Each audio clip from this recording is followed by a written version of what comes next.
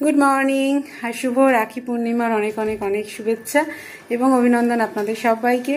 রাখি পূর্ণিমা খুব ভালো করে কাটাবেন।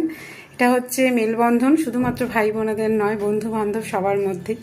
তো যাই হোক, আমরা সেই উদ্দেশ্যেই বেরিয়ে পড়ছি। আর আমরা যাচ্ছি এখন ব্যারাকপুরের উদ্দেশ্যে, কারণ আপনারা তো যারা আমার পুরনো সদস্য রয়েছেন পরিবারে তারা তো জানেনই যে আমার দুই বাড়ির বাবাকে আমার মেয়ে রাখি পড়ায়, ভাই ফোঁটাও দেয়।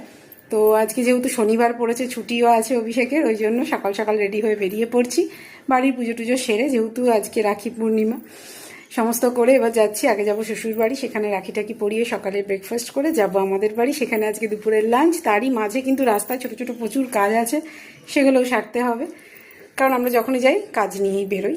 তো ভাবলাম যে মাম্মার আজকে একটা দিন যখন নষ্টই হচ্ছে পড়াশোনায়, তো একটা দিনে যতটা করে নেওয়া যায় ততটাই ভালো।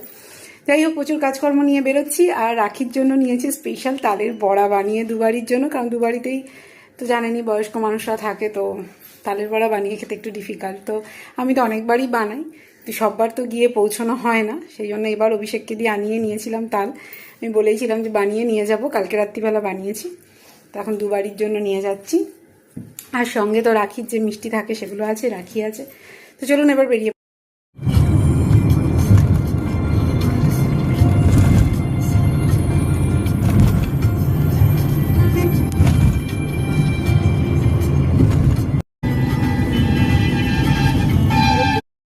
এখন পৌঁছে গেছি, আর এখন ঘড়িতে টাইম হচ্ছে কটা, ওই 8:15 মতো বাজে।